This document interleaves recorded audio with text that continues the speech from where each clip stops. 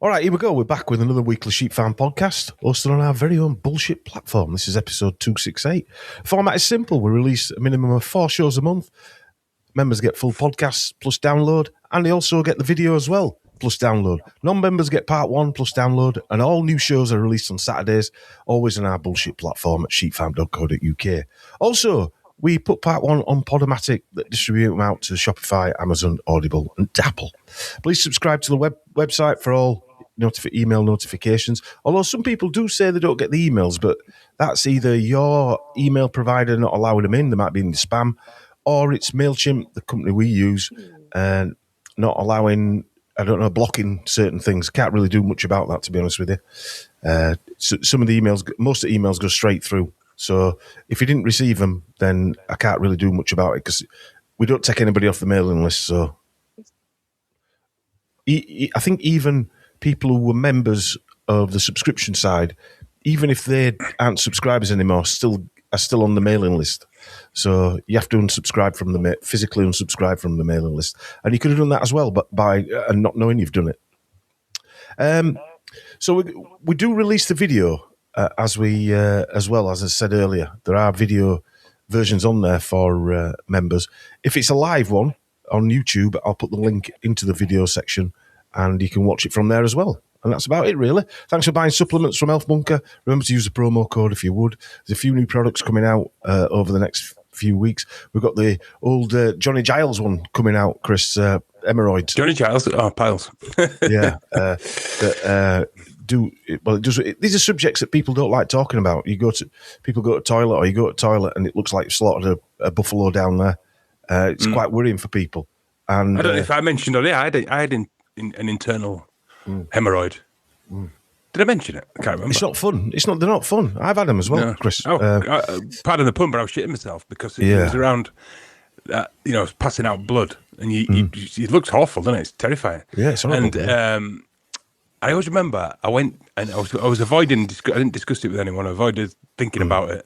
And I stopped at a service station on my way up north. I think it's going back 15 years, 20 years ago, and there was one of those thingies above the urinal saying, "Are you passing blood?" And then I was like, "Oh, God." Terrifying you. Yeah, but I thought it was a sign to get it checked out as well at the same time, so I did, and it was an hemorrhoid. But I was relieved actually because all they did, they injected it, and it went. But I remember I was working in this pub in the city in London. And I had to take the morning. I said, "Can I have morning off because I need to go to the doctor?" I didn't tell anyone why. And in my mind, I think I'm not going to tell anyone. I'm not going to tell anyone why. Because I'd already been there like a week before. And he said, "Oh, this is what I'm just going to have to do an internal examination." I went, "Oh, what?" We mentioned it the other week, didn't we? Yeah, we did mention it. I looked at his fingers like, okay.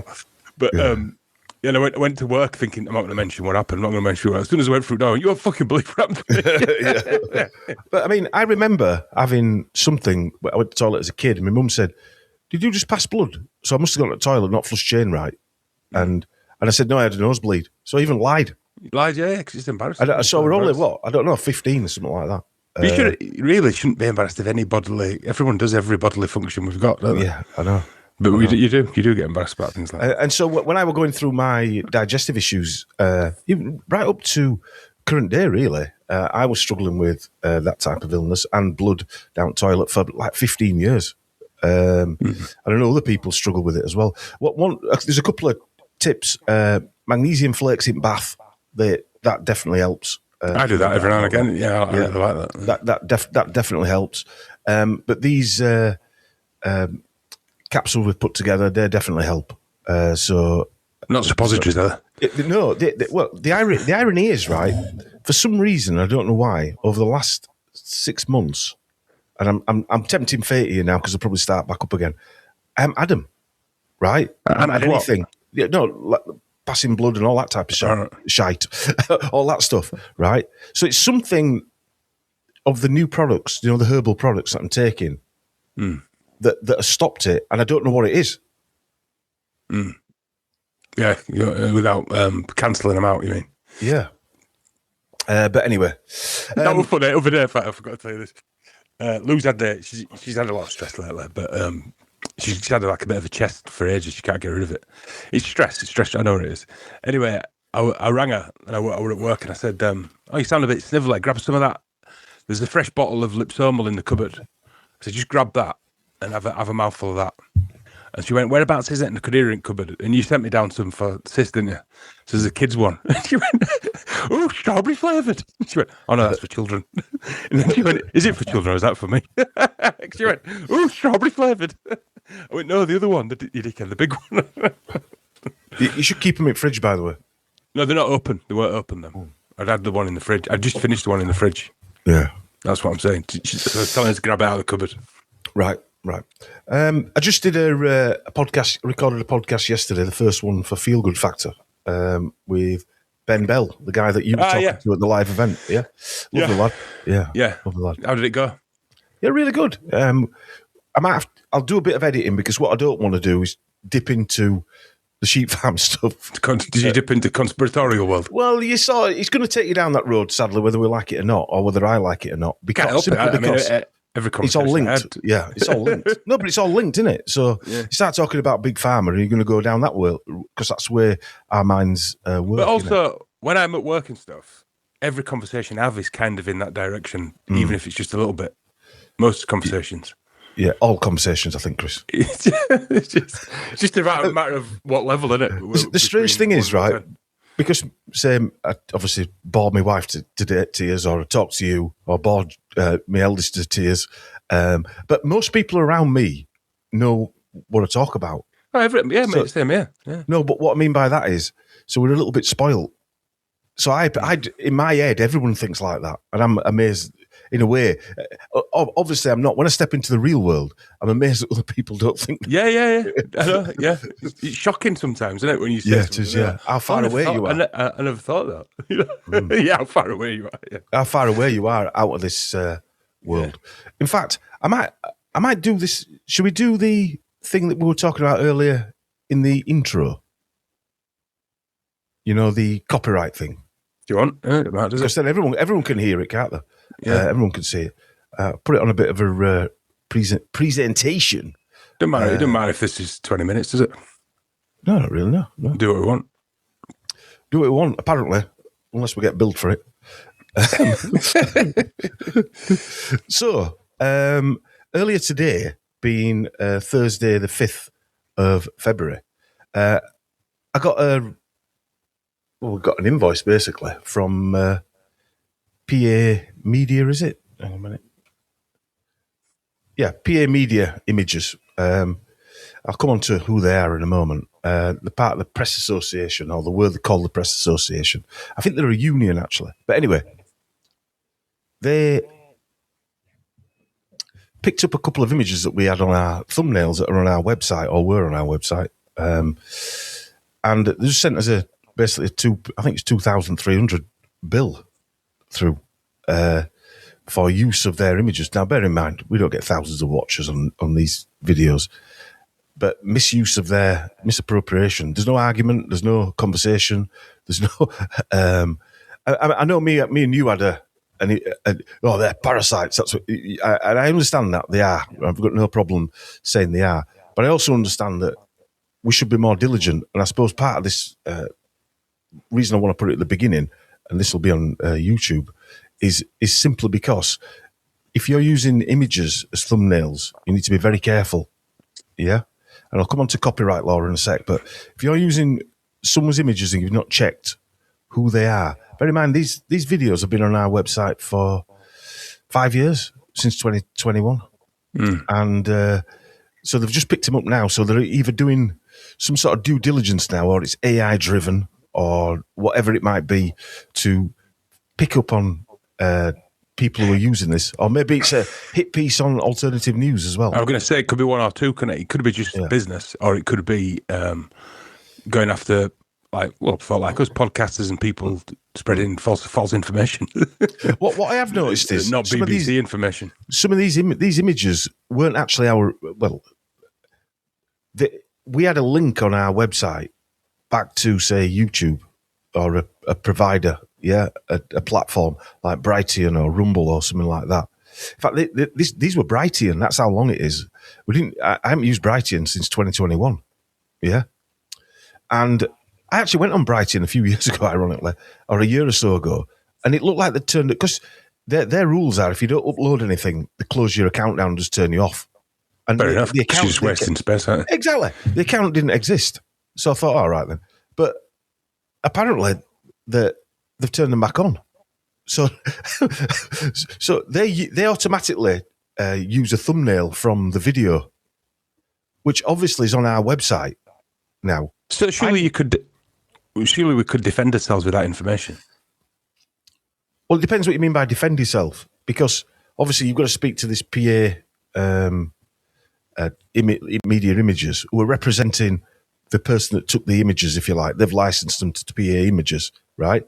Now, if you said defend yourself, if you're gonna have what I mean is be a conversation with these lot, right? An initial letter is what I'm trying to say. Well, you can have an initial letter, but it is on our website. We're end of day proprietors of a so-called business, if you like. Oh, I thought you said it was just on the BitChute one. It doesn't. No, I haven't used BitChute. Brighteon. Brighteon, sorry, not BitChute. If it's on there, there's some reason why they're not suing platforms like that. Brighteon, YouTube, Rumble, because everybody uses these images on their thumbnails. You know, all of the alternative media. It's because it was showing on our website. All right. Yeah. Right. The thumbnails was showing on our website. That's all right. Where the problem is. What they're saying is we're using it on our website. Yeah. They're obviously not going to sue YouTube because YouTube are 25 times the white floor with them. And also, they've obviously got some kind of agreement with YouTube. Yeah. Otherwise, it'd flag up on there, wouldn't it? But yeah. Just scroll down a bit. What are the other pictures? They're going to scroll down. It's a all right. PowerPoint is this. So that's the other one. So if you're going to pay 635 quid for that picture. Well, if legally you have to, you've got no choice. No, I'm saying, but as if you would, you know what I mean? Why would you even sell that shit picture? So those three.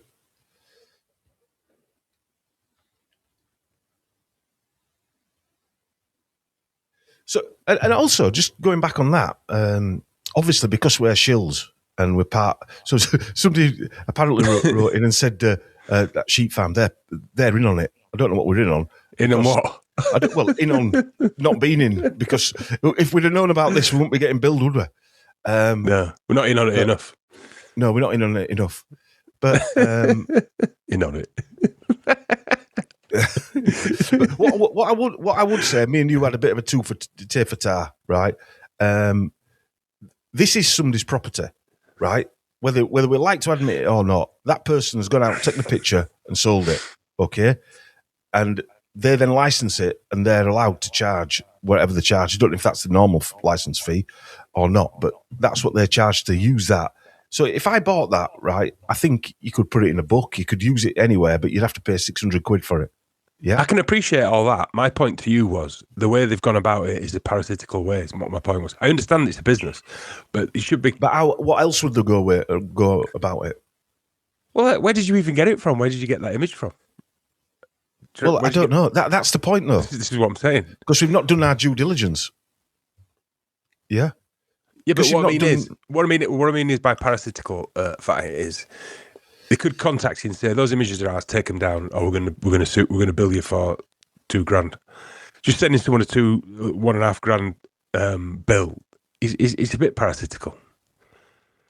I know the whole system is, but it is, yeah, because they're trying to catch people out. What I mean is, I wouldn't want to make any money that way myself, because it's a very but in your way of making money. In your hippie mindset, well, yeah, I agree with you. Yeah, maybe it is my hippie mindset, but I wouldn't do that. I wouldn't do that to another human being. If they said you've got to take that down because it's got that image on it, and you've used it as a thumbnail, you take it straight down. Well, exactly. No problem. Yeah. If you're a parasite, you bill them and try to scare them with a bill for $1.5 But no, 3. Oh, is that a VAT on it? No, 2,300. I thought you said there were 3. There is 3. I've shown 3. You know, but that's not 2,300. 3. Yeah, that's 1,800 quid. Then they've put administration costs on.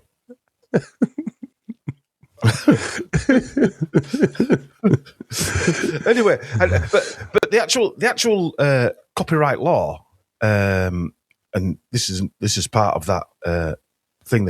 But just going back to the parasitical world that you were talking about, there's no contact details. That takes you through to a case page. There's no contact details on there. You've got to search for contact details to ring someone up. And I've got no doubt, if I ring somebody up, they'll just tell me to fucking shit, right? I've got no doubt about that, yeah. Because otherwise they wouldn't go to the trouble of sending all this stuff out if it were tough shit. If you say, right, I'm going to go to court, it'll be in London. They're based in London. It won't be in Huddersfield or Cambridge or a place that you want it to be.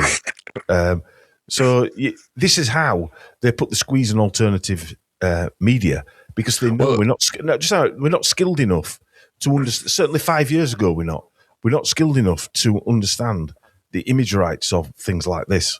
But I mean, there is a chance it's just business, how they've always done business. But obviously, your conspiratorial mind kicks in and says, "Is this what they're going to do? They're going after every." Maybe it could be a bit. I'd say this is the first shot across the bows. I'd say like that BBC one. Can you remember when they said they were misrepresenting the video by the title? You know, the BBC must know something or whatever I put on it. Yeah, the title of that video wasn't that, and I changed the title of it on YouTube, and it went viral. But they came at you just because you changed the title. Yes. But how are you going to know that? You know, how would you know? Unless you're fucking... Because it'll flag up. They'll have an office somewhere that flags No, stuff I'm saying, how would we know that was the thing? Unless you... That's not the answer, though. That's not a good defence, not knowing. If you're doing No, I know it's not a defence. I'm just saying, how would you know? You wouldn't know, would you? In effect... public property, isn't it? Yeah, in effect, this is like... It's equivalent to theft, really. And I'm not saying we're thieving automatically, but I could have copied that image 4 years ago from somewhere on the internet that have taken that image, and it could be 10 layers deep of people that have taken it. So you would never know that person's image was that. Yeah. Anyway, but that's why it's a parasitical company. For instance, I'm showing this now, that image there on this video. We won't get done for doing that because we're having a conversation about this. We're actually we are allowed to criticise or critique or use for research and things like that, images like this, and have a conversation about it while it's on video. That's fine. It was solely because it was used as a thumbnail. Now, that doesn't mean in future they're going to crack down on that side of it as well. But anyway, I just thought it was interesting. All right, then. Let's... You do have to think, though, right? We have had a few folk come after us over the last 5 years, even though we're in on it. These, BBC, and the... What is it one? What's it called? PayPal. PayPal, yeah. So it can't be a coincidence, can it? And MailChimp. Oh, yeah. I don't think we ain't even got that many listeners. We're not that big, have we? Why are they going after us? It's not that we're that big. Let's just say there's 2,000 people, right, doing what we do, and that equates to 5 million listeners, for instance, right, across the board. You just start to pick them off one by one, maybe. Exactly. You're picking the limping impalas, aren't you, off from the herd, if you like, or making them limp. It's like taking a few soldiers out, isn't it, I suppose? Well, yeah. What they don't understand, and this is why I think we give them too much credit, they don't understand the mentality of people like us, or people who are listening. Because we're always searching for truth. So just like we were saying at the beginning, where you have a conversation, you're always in that mode. Unless you get lobotomized and taken to a 1984 camp, you're not really going to change, are you? No. All right then. Where are we? Right. Well, this episode, as you no doubt seen on the thumbnail that Chris has done, a drawn thumbnail. Yeah. Chris has copied from the Daily Mail. Oh, but by the way, I'll just finish the off. Sheep Farm, 200 quid for it. In fact, no, I'll go into that in part two because time wise. So we this week we had a conversation. It was a Sunday night, actually, wasn't it, Chris? About what? With Jerry Marzinsky and Dr. Andrew Kaufman. It was great to catch up with Jerry, and it was fantastic to speak to Andy Kaufman, because we've listened to him for the last, I don't know, five or 6 years anyway. Since 2020. Yeah. And we weren't talking about 2020, but it did link in a little bit to that, but not really. Yeah, we went in quite a few directions, actually. It was interesting to hear Andy's take on Jerry's research, because he was right on side with it, wasn't he? Mm. He would say. Well, he comes across Andrew Kaufman as very fact based, and I won't even call him a conspiracy theorist, really, but he's definitely got an open mind to a lot of things. Yeah, it was a really interesting chat. He's in on it, by the way, Andy Kaufman. We're all in on it. Yeah. Jerry's in on it. Yeah, Jerry's in on it. Yeah. I didn't know it, but he's in on it. Yeah, definitely in on it. I think that guy should make a video of him at YouTube. Those voices are in on it. Yeah, they're definitely in on it. Yeah. I don't know why we're bothering, because we're all in on it. Even you listeners are in on it. Yeah, everyone's in on it. If you notice on that legal thumbnail I've done, if you remember one of the early ones, I've done like those shadow people with orange and green eyes. Yeah. You know. That Jerry talked about, and I remember, I remember after what I was talking to him, and he's talking about the orange and green eyes, these shadow people. They've always got orange or green eyes, or they have a hat on, don't they? Mm. You know, do you remember the one's called the Hat Man? I don't know if anyone's watched with the children or on their own, which would be a bit of a worry. That K-pop Demon Hunters, they turn up as shadow people with hats on, and I watched the kids' film. I forget which it was now. It was My Life as Pets or something when this was younger. And it would just after we'd done that, and you go into this room, and there's loads of cats, but they've all got orange and green eyes. Is it Pet's Life? Is it Pet's Life? Something like that. Yeah. I know which one you mean. Yeah, and they go into a cat's room. Do you remember? And they all come out. And they're like shadows. They're all shadows with lime green and orange eyes. Nice. So you can see it in in film. Yeah, in film. Yeah. All right then. Well, we'll leave it there. If you join us in part 2, we'll see you there. If not, we'll see you in the copyright prison. Bye.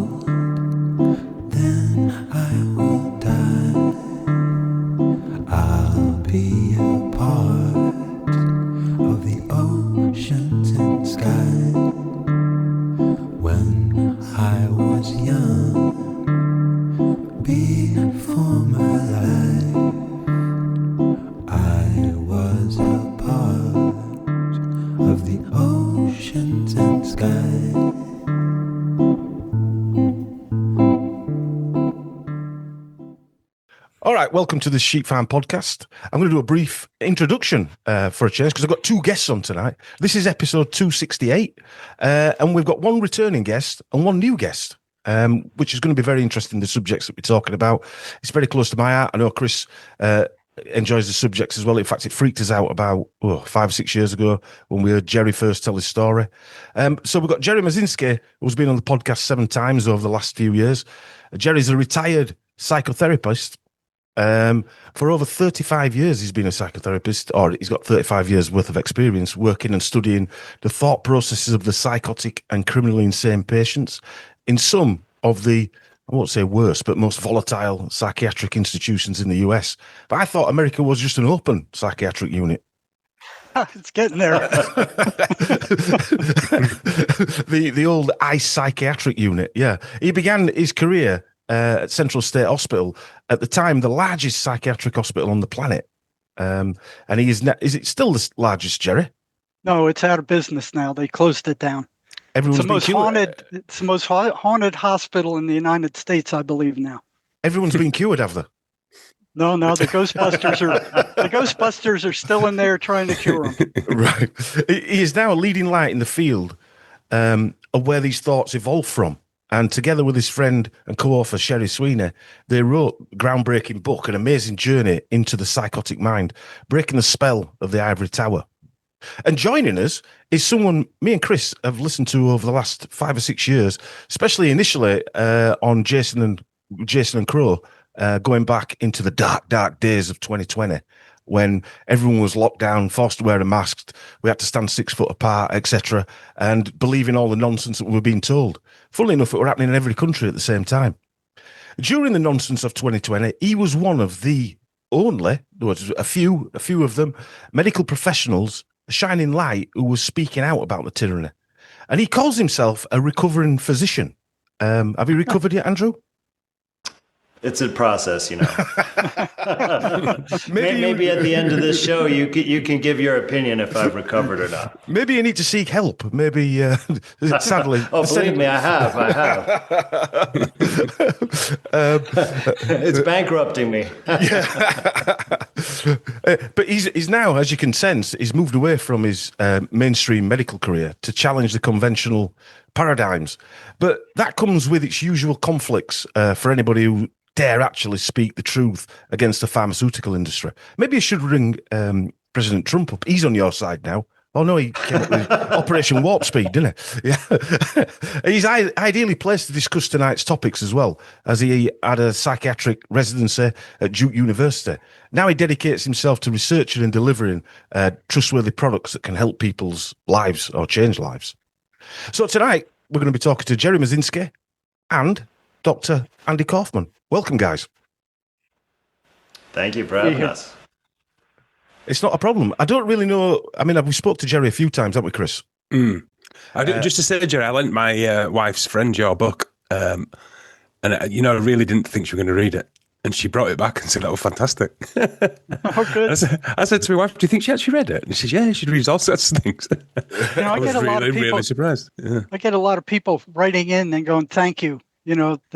I know it's not my broken mind. I know my mind isn't broken. There's another influence that's influencing me. Yeah. Now they can turn against that thing instead of thinking that it's their own mind rebelling against them.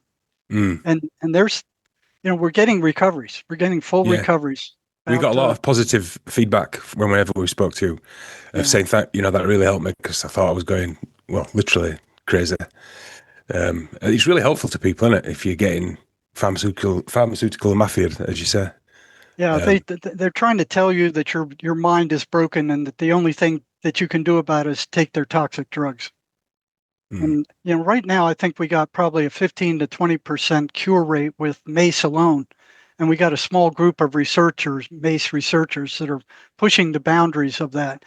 But what MACE does do, it gets rid of the trauma that the person has experienced, which the voices feed off of. They continually trigger that trauma. And then that negative emotion that it generates, that's their food. So they're basically what, the system calls the archons.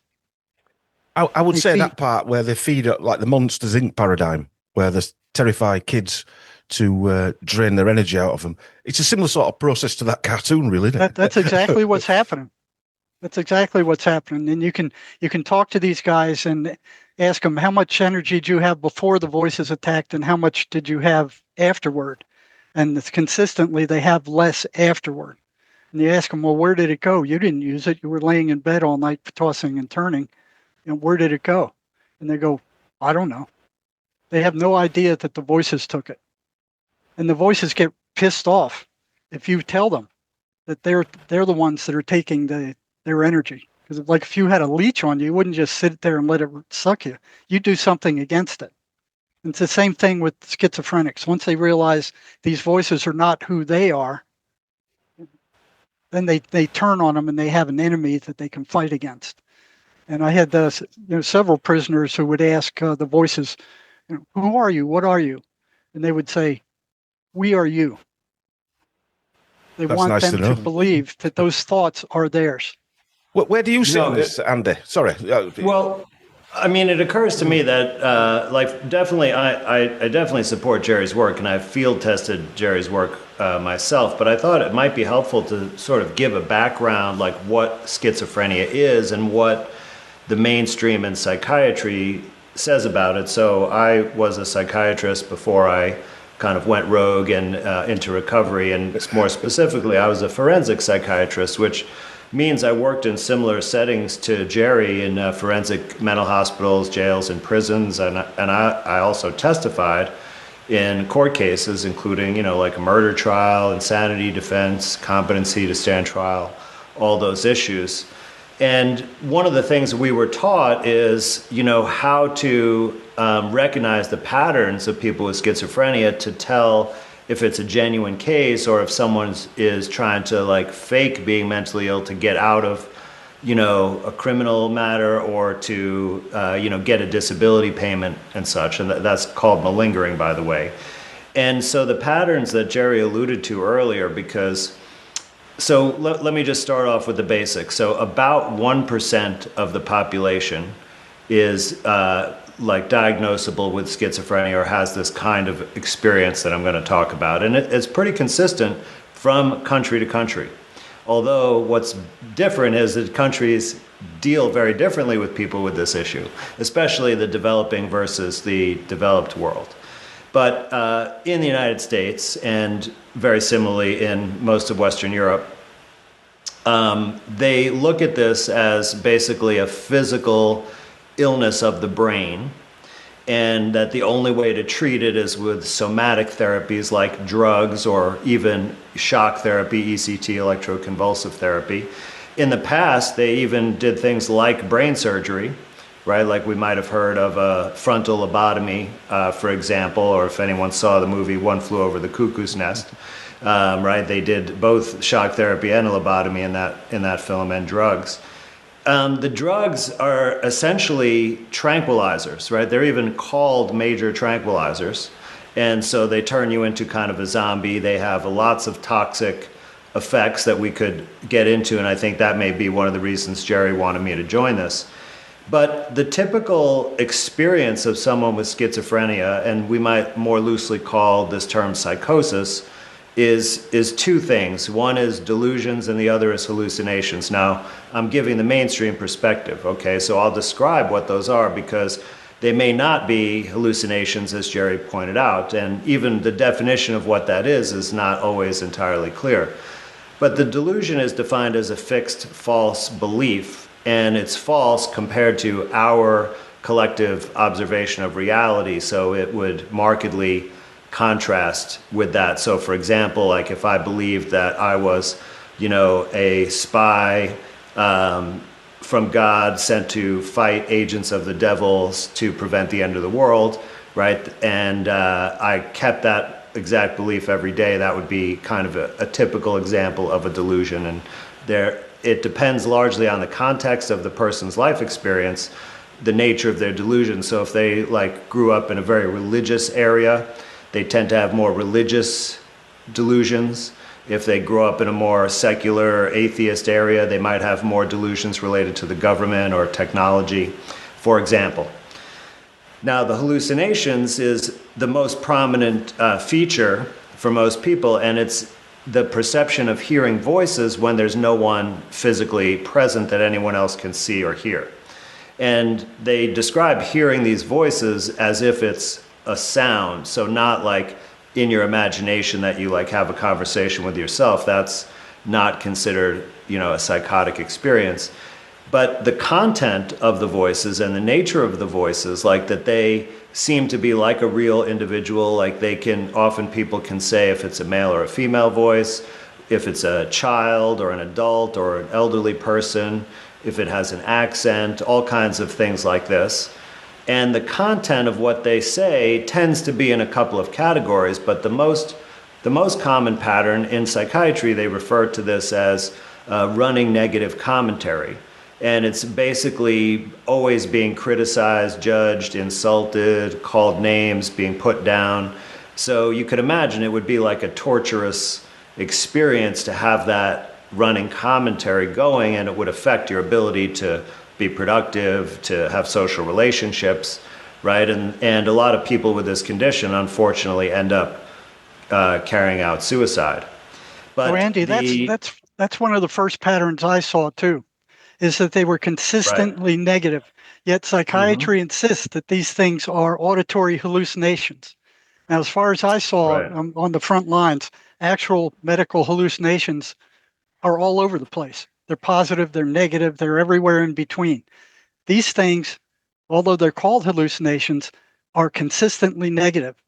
the first question I had is what holds them on such a negative, consistently negative trajectory? How come they aren't random like regular hallucinations and all over the place?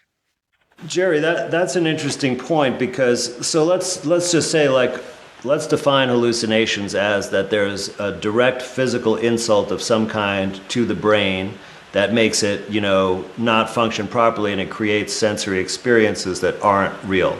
So, like, we all know that drugs can cause this. Like, hallucinogens are called hallucinogens because they induce hallucinations, right?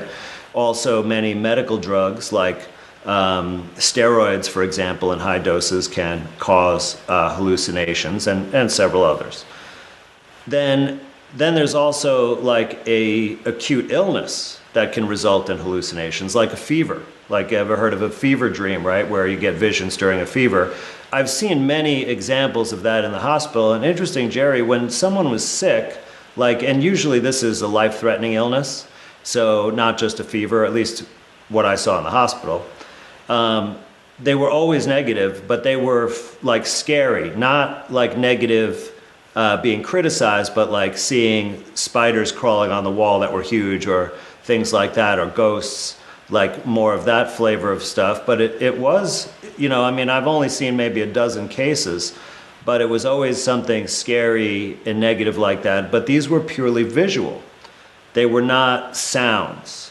And, hearing the sounds or voices in those circumstances of, taking drugs and such is very, very unusual. Whereas in schizophrenia, it's the rule, right? It's the most common experience. They sometimes do have also visions, but they're much less common. And so what I think Jerry's getting at is that, we don't know for sure that it's caused by a physical insult of the brain, because there's no experimental model. Like, they never made a lesion in rat brains to make them hear voices. Not that you could do that, right? So it's just like an assumption by the medical industry that helps them medicalize it. Like, say it's a physical problem, that, and we're doctors, we do physical things. We do surgery, we do drugs, right? And so it keeps it in that model. There's no thought of, hey, let's step back. What could this be?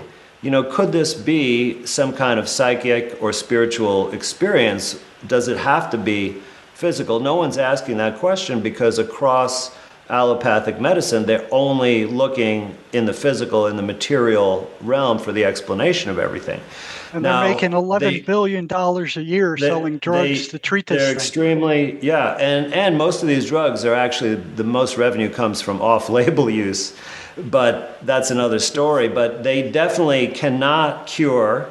So all they can do, the best that they can offer, is with chronic lifelong use of these drugs, it can suppress to some degree the voices from either being heard or from bothering you. So in other words, if you're so sedated and tranquilized, you may not give a crap about the voices as much, or it may tone them down a little bit. But in my experience, this is not a meaningful effect. Most people don't want to keep taking the drugs because the benefit is little, if any, and it also makes them feel like crap, because it basically suppresses your pleasure center. It causes all these physical movement problems that create discomfort. It makes you gain weight. It, shortens your lifespan, all these things. So the patients, pretty much, they go to the hospital, they get put on these things. They won't be allowed to leave the hospital unless they take the drugs. They go home, they take them for a couple of weeks to appease their family. Then they stop taking them because they're so miserable. And then the whole cycle repeats. And that's pretty much the life for most of these folks. Now, Andy, I've heard they were doing some autopsies with state patients, long-term psychiatric patients, and they found that their brains were shrunk due to these long-term psychiatric drugs. Yes. So they were actually doing neurological damage. There's definitely, well, even beyond that, because, but yes, there is, atrophy of the brain, meaning that the actual brain tissue is smaller as a result of these drugs. But you already know that they're neurologically toxic because you have conditions like tardive dyskinesia, which is a permanent, irreversible movement disorder. right? Due to the That drugs. occurs when you take these drugs for a period of time. Your risk goes up over time, and then boom, even if you stop taking the drugs completely, you still have that brain poisoning. It's kind of similar to Parkinsonism, which these drugs also cause essentially the same exact symptoms of Parkinson's disease. So with long-term use, these drugs are actually doing neurological damage. Nobody's getting better because of them. Is that true? Yeah, but it's even worse than that because the metabolic toxicity causes them to die in their 40s and 50s. Even there was one study in Tennessee which looked at all of the children and adolescents who were Medicaid recipients, so they're all poor, and they're being prescribed antipsychotic drugs, not because they have schizophrenia and voices, but because of bad behavior. And a substantial number of these kids just had sudden death. They just dropped dead from these drugs. So, and you can still find that published study available to see the data. And I've even seen one teenage girl have sudden death from antipsychotics. I mean, this is nothing new. We've just experienced the last 4 years of sudden deaths, and they keep continuing. Yeah, well, when I saw that happen with all the athletes, I said, this is not unprecedented, right? Because it just wasn't on the news with the kids because they weren't professional athletes. And the professional athletes are probably not prescribed these drugs, but they were prescribed injections. Yeah, definitely prescribed injections. I mean, is this just a continuation of sort of like the whole poisoning of the human race? Because, I mean, that's been going on for generations now, hasn't it? Well, Dom, I think this goes back further because, we can go back to the time of the Marquis de Sade or earlier, and where people with mental illness were marginalized by societies. Like even in the United States in the early history, there were no mental hospitals, so they were put in debtors' prisons and almshouses. And it wasn't until, I think the mid-19th century when Dorothea Dix, who was like a, beneficent socialite, took pity and kind of created this movement to provide, care of this population rather than punishment. And, that's evolved since then. But in the early 20th century, in institutions, they were essentially torturing these people, doing things like insulin shock therapy, where they would inject them with insulin, where their blood sugar went so low they went in a coma and almost died, and then they brought them back. Or hydrotherapy, where they took fire hoses with freezing cold water and squirted them with it to try and, purge the illness out of them. Insulin shock. And when they did shock therapy, initially, they paralyze the patient before they do shock therapy. But before that, because the shock causes a seizure, so their whole body would be violently convulsing. They get injuries. All these people would be trying to hold them down. That's also a type of torture. And what happens, by the way, with shock therapy, and this is probably why it can sometimes appear to work, is it just causes amnesia. You forget about everything that's going on in your life, and it's kind of like, rebooting a computer. A friend of mine's father, he'll probably be listening to this, he went through the old electric shock therapy, and he died 4 or 5 years ago if I'm not wrong, I think he was around less than 60-year-old. He was inside they give him it several times, and then just released him. And he were basically, he wasn't cabbage, but he was eating like canned custard. That's all he used to eat. I watched one at Central State Hospital, and I got a strong stomach. I almost fainted when I went to walk out of there. I mean, and they were given 3,000 of these a year. And each one, neurologists can find brain damage due to each one. I tell you what's surprising. In my research, I do a lot of research into like political figures and things like that. Look at the genealogy and the bloodlines. And when you go back through their generations, it's a lot like, I'll use the Huxley family as a prime example. A lot of the Huxleys were sent to asylums and given strange treatments. I know Julian Huxley was. And Boris Johnson's mother was put in the Maudsley Hospital that was run by someone who was part of the British arm of MK Ultra. And she was basically fried. She died of Parkinson's just a few years ago. So a lot of these high-powered political figures have gone through the mincer, if you like, as well. It's very intriguing. It's possible they're doing something different with them, but this does remind me about the MK Ultra program, because this was a declassified program from the CIA in the United States, where they were basically experimenting with mind control programming. And they developed a research network in psychiatric hospitals, both in the United States and Canada. So like McGill University Hospital, their psychiatric hospital was one of the facilities. There was one in Colorado, several around the United States. And they basically, someone who was suffering with some kind of depression or schizophrenia would go to the hospital, think that they were getting treatment, even though there were some barbaric treatments, as we discussed. But instead of that, they were given massive doses of LSD, abused, mistreated in a variety of ways without being told what's going on at all. And just because they were being experimented on. And there have been many successful lawsuits for some of those victims. But that gives you an idea, just like the psychiatric drugs we were talking about, antipsychotics, some of those were used for torture and interrogation purposes by the Soviet Union. So we can look around the world and see that the institution of psychiatry it's not about helping people who are mentally ill, generally speaking. And it may have taken different roles over time, but essentially it's about controlling these folks, that they are seen as subversive in some way, and they need to be, marginalized and kept out of the way and kept under control. And the tools that we think of with a superficial knowledge as therapeutic are really tools of that control mission. Do you think there's a bigger picture? Sorry, Jerry, go on. I'll let you.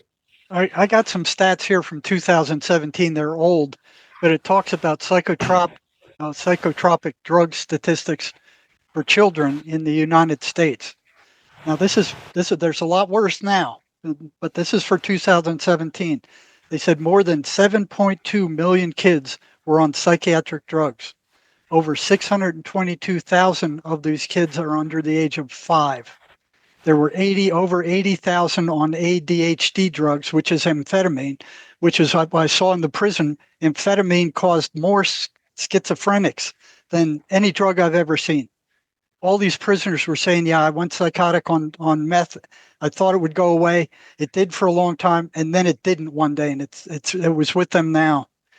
So over 80,000, they're giving Ritalin and Adderall, which are forms of amphetamine. Over 38,000 were on antidepressants. Over 85,000 were on antipsychotics, and this is kids. These are the drugs that cause brain damage. Over 389,000 were on anti-anxiety drugs, which are usually addictive. Right? So these guys are going after the kids. I mean, this is ridiculous. I know a young lad, Jerry, I work with, and he got diagnosed with ADHD. I think he's 18 or 19 now, and he kept going to the doctor and saying, I need to get off these things. And they just kept giving him different drugs to try and his parents wanted him to take him. I mean, bless him, he got to an age, I don't know what the age was, if he was 16 or 18, where he could decide for himself. And he said, I'm stopping taking them. And he stopped taking them. But he said to me, which was quite horrible, he said, I just wonder, he's a really nice lad, by the way, but he said, I just wonder who would be if I'd never have had those drugs. Or I talked to a number of prisoners who started off on Adderall and Ritalin, and they liked it. It calmed them down. It increased their awareness. They were a bit sharper. They could get more stuff done, and then they just kept increasing it. And then they went from Ritalin to meth on the streets. And what happened was they keep upping the dosage, and it would make them feel like Supermen. they'd be able to get things done, and they'd stay up for days, and it felt good, like and then they started hearing voices. Okay, and the voices, when they came down, a lot of times the voices would disappear. And that might have happened 25, 30, 50 times. And then on the 51st time, they did not disappear. And they were just as schizophrenic as any of the people in the state hospital. I did a bit of a brief once on how many Hollywood stars, if you like, actors and actresses, were actually, so if I looked at the news and the amount of Hollywood actors and actresses that are diagnosed with a mental condition is off the charts. I actually stopped doing it because it was getting quite boring to how many, people who just are mainstream actors. And so they're actually selling it through Hollywood to make it normal, if you like Botox and all the other stuff that they're doing. And these drugs now are they're handing them out like confetti. And sorry, that was meant to be a question to you, Andrew. Do you think that they're using Hollywood and places like that to sell these things to the average people, if you like, to make right? Well, I can't necessarily speak to an individual situation, but that's been going on a long time. In fact, one of my team pulled a story about Elvis promoting some vaccine back in the day. Might have been the polio vaccine. Yeah. Right? So, it's clearly that they use celebrities. I mean, we know they put them in public service announcements. Obviously, there were a lot of them promoting the jab during COVID. So this is routine. I mean, when we were kids, if you recall, it used to be against the FCC regulations to advertise pharmaceuticals on TV. Now you can't put a TV program on without a pharmaceutical ad. Right, and even during the Super Bowl, etc. So they are using marketing and advertising, tactics all the time to encourage people, and we have this cultural aspect of that. No one wants to do the hard work to fix problems. They want a quick solution, and that's what the white-coated priests have a monopoly on. They have the quick solution. Here, take this pill. You'll feel on top of the world, temporarily, and nothing will be different in your life except now you have poison in your body, and you have to come back to get more. So they're a robot. They turn into a semi-zombie. And what I'd like to bring up also, Andrew, is the DSM. I mean, when I was in the doctoral program, that was the Bible. They've made you study that thing and memorize all these categories and the subcategories, and it does look impressive. But the bottom line is they don't have a single objective test to test any one. Explain what the DSM is, Jerry?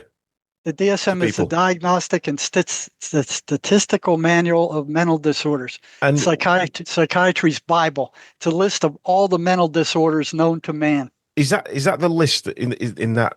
Was it a late 60s meeting they had where they put together compile this massive list? Is my thinking right there? They started before that. They started in 1952 when they had a list of 106 psychiatric disorders. In 1980, that jumped up to 256. Is that all? Now the DSM-5, they have 297. So they are making these things up as they go along. Like I said, there's not a single objective test for any of them. None of them. Zero. There's no EEG. There's no lab test. There's no EEG. There's nothing. They make these things up and then they vote on them. Maybe they can invent a PCR test. Then we're all saved. You should see some of the ones they have on there now. They got mathematics disorder. If you don't like math, like I don't, I'm guilty of this one. Mathematics disorder. You do bad in math, you're disordered. Caffeine intoxication disorder. You drink too much coffee, you're disordered. What about older brother intoxication disorder? Yeah. Chris might suffer from that. Yeah, can I get repellent? Well, they do have sibling relational disorder. So if I've got that. Yeah, I've got it. They're fighting too much. You got that. Then it's essentially written that no matter who you are, you'll qualify for more than one thing in there. And they got a drug for it. So when didn't they have at one point, I remember watching something years ago, and where they devised. I think it was one of those videos that I think you've got it on your YouTube channel, Jerry, where they had a meeting. It was like the World Psychiatric Meeting. I'm making that name up. I'm recalling it from memory now. And that's when they first devised these. Right, so that one psychiatric problem, you need this one particular drug for it, and that's where they sort of devised the full plan to take over the world. No, it's not quite like that. For the DSM that Jerry's talking about, there is a large committee.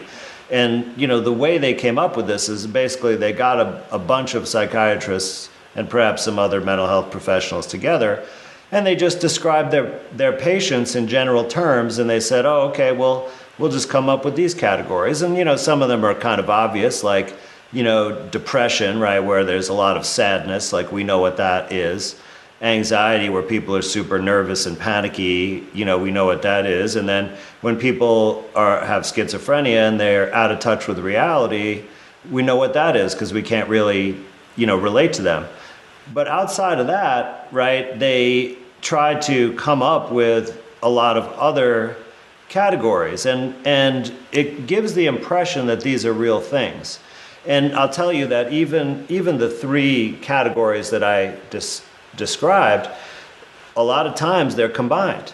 Like you see people who are psychotic and they're really, really anxious, or people who are so sad that they start to hear voices or have delusions. So they're really, it's most likely what it is that there are different causes, and then any individual can express their response to those causes differently.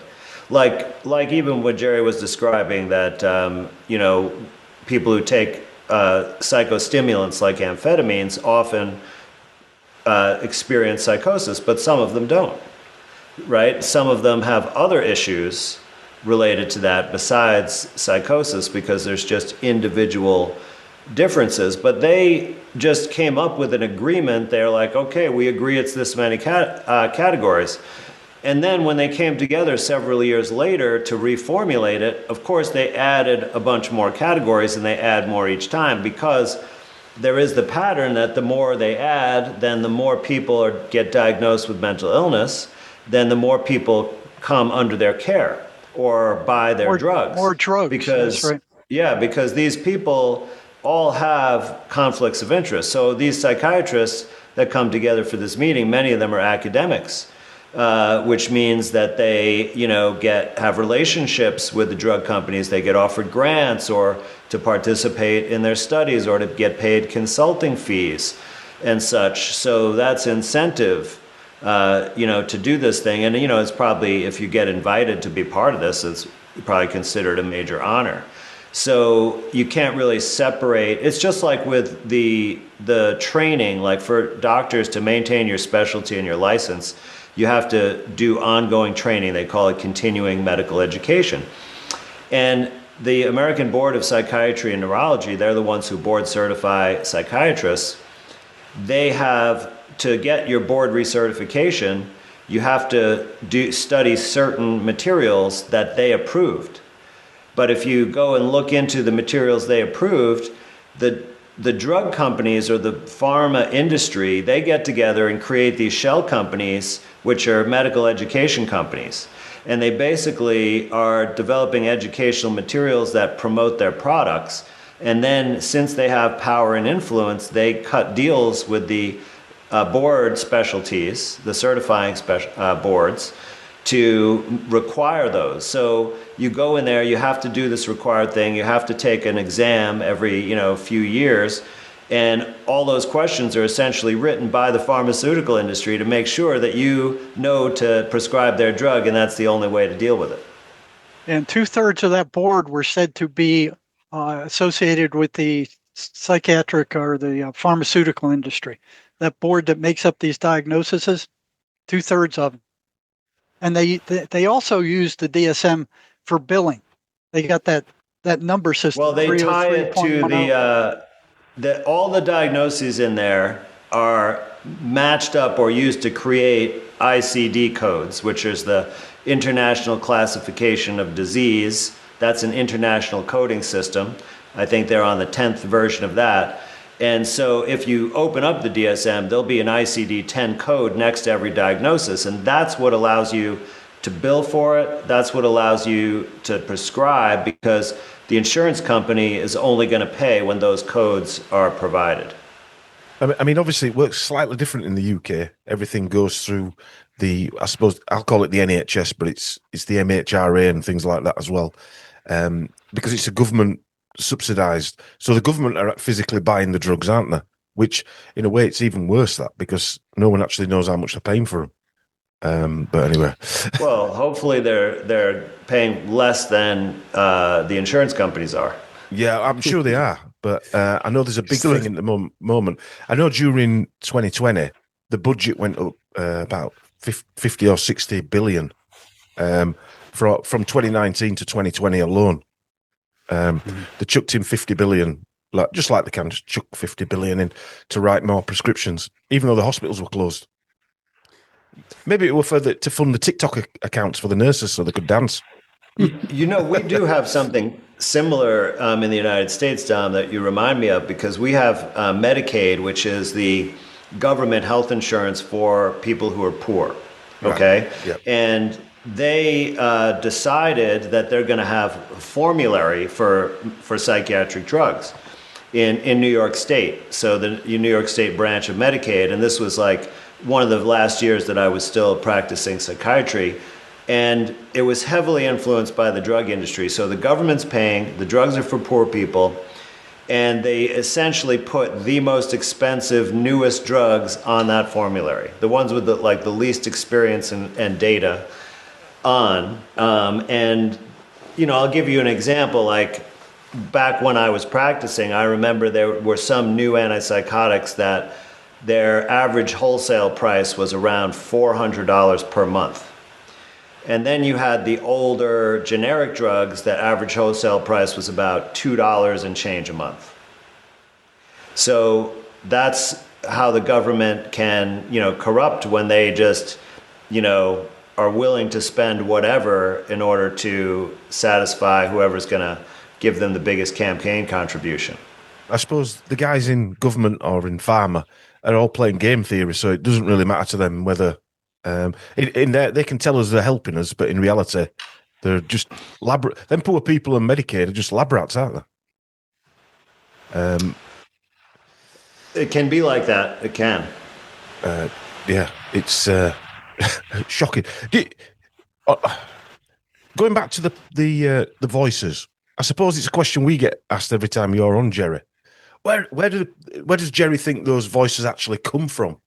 I mean, it's the unanswerable question, probably, isn't it? Well, you know, that's one thing psychiatry and psychology never ask. Where do thoughts come from? They never ask that question. They can't measure them. They can't see them. They can't hold them. They can't test them, you know, so that they just ignore them. You know, they come from outside the person. So as far as I can see, the brain or the mind is like a radio receiver. You know, it's tuned to a certain frequency. And these entities want it tuned to a low frequency. They're energetic parasites, and they feed off of that low emotional energy that they create. So if you look deeply into what these things are telling these people, which I got into trouble with psychiatrists when they caught me asking those questions at the Central State Hospital, they threatened me and said, "You keep this up, there would be repercussions." They told me these are hallucinations, and if you're asking questions about them, you're reinforcing the hallucination and making these people worse. You know, at the time they told me that, I knew that was a bunch of crap. But you can't talk back to these people if they're over you. Well, we've got one here. We can talk back to him now. He might shout at us, we can talk. That's what I like about this one. You can talk to this one, you know. But if you look at what these voices are actually telling these people, it's no good. You're no good. You're rotten. You're ugly. You're stupid. Nobody cares for you. Your mother hates you. They're just faking like your wife is cheating on you. Your husband's cheating on you. It's all this negative stuff. But if we think about it, Jerry, negative. When we were kids, it sounds like Dom talking to me. When we were kids, I'm not saying everything were perfect. I'm not looking through rose-tinted glasses, but you know, things were a lot easier to do things. You know, I remember being kids, and when we were school holidays, we'd all get on his bikes and ride. Now parents don't send kids out anymore. Everything, especially since 2020, has become more compressed, more traumatized, and so they've even traumatized the whole generation of children now from 2020 who didn't go to school, who didn't understand that, who are right there at that age now where they will go to see a psychologist or a psychiatrist because they're suffering from some kind of depression. I think we talked about it was university graduates. Was it 70% of them, Chris, or some ridiculous figure are all off work with mental illness or something? You've got to be very cautious of that kind of information because, like we were talking about, you know, there are way more drugs now. There are way more diagnoses, and most people are getting treated by primary care doctors who have no experience or training with identifying mental illness. So it could just be a selection bias, like that. That doesn't mean to say that, Andrew. I'm not saying they were all mentally ill. What it means is that these people are going in there, and the pharmaceutical industry or the government, as it is over here, are willing to give them a diagnosis of mental illness. Oh, you don't like. There's no thought to it whatsoever. Like because I was doing forensic psychiatry, I got to review thousands and thousands of pages of medical records. Okay, with people with mental illness, and a lot of them were from primary care doctors, and I've never seen really any one note be more detailed than this. This is what it says in the note: patient reports depression, no suicidal thoughts, diagnosis depression, treatment antidepressant. Like there's nothing else in there whatsoever. Not like married, employed. Sleep. Recently fired. Nothing. That's it. So there's no thought to it. There's just, many primary care doctors spend as little as 6 minutes per patient so they could see 10 patients an hour, right? Because that's the profit margins are so thin, they have to churn through those appointments in order to cover their overhead and pay for their salary. So, it's really, there's no rigor whatsoever. Now, are people like generally under a lot of stress in our modern culture? Absolutely. Did we see upticks in suicide during the COVID years? Yes, absolutely, because we put more stress, on people. But is there a real trend of a rise in mental illness? I would say most likely not. But here's one thing that's interesting, because we were talking about trauma, and we're talking in psychiatry, it's true. They never ask why, right? They don't really ask the cause because they just assume it's probably genetic and that, there's some lab rat doing research and they'll figure it out. They'll let me know later. But they do know that childhood trauma is strongly correlated with developing schizophrenia. Schizophrenia generally has its onset for men in their late teenage, early 20s, a little bit later for women. There are always exceptions, but it really doesn't occur in childhood. But the childhood trauma, and I'm talking about even if you fell off your bike and broke your arm, that counts as trauma that increases your risk for schizophrenia. So it's not like anything new. And they even did studies with identical twins raised apart, or identical twins where one had a traumatic experience, the other didn't. And they still saw that the trauma predicted the schizophrenia later on.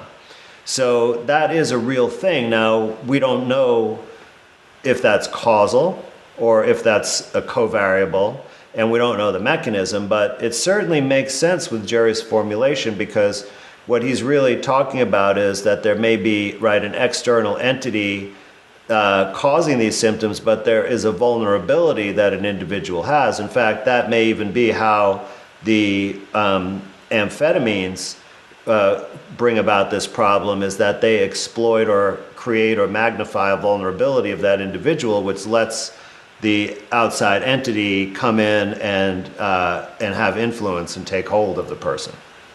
Imagine saying that to conventional medical people.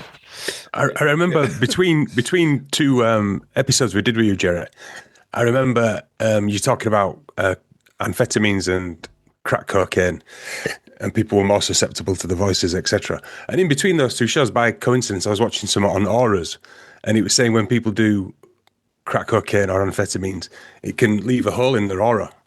I thought that was interesting, how maybe the entities of wherever they are can maybe come through this natural Like the defense. key to the door type of thing. Well, like a natural defense mechanism, some spiritual defense mechanism.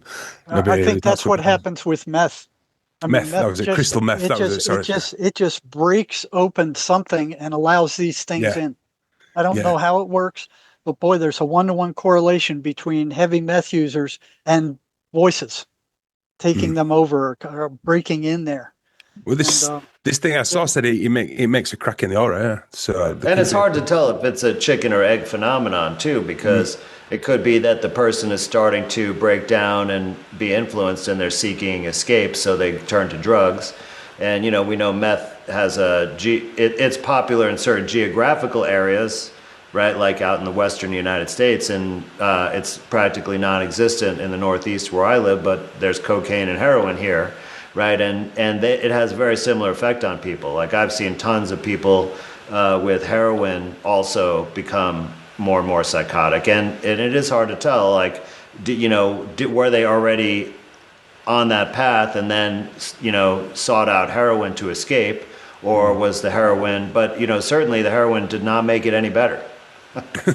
Well, I'll tell you this: I talked to a couple of prisoners who ran out of meth. And the voices told them where to be and when to be there. And they went there and the meth was there. Somebody showed up with meth. That's more than one. It's like they know things that the patient these addicts, they always know where to get the drugs. They always know. That's interesting. You think that information comes from the entities? Well, these guys told me it did. There's one guy where the voices told him there was a marijuana field up in Oregon. He lived in San Diego. Now, this is after he recovered. No voices. He worked with him for 6 months. He was free of them.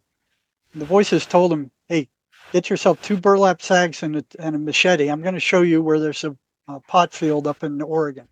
So he got all his money, took the sacks, drove up to Oregon, step by step, went where the voices told him, went down like a 23-mile dirt road, hit a dead end. He asked the voices, okay, what do I do now? The road's out. They said, there's a hiking path to your left. Go up there, walk a few hours, and you'll see it.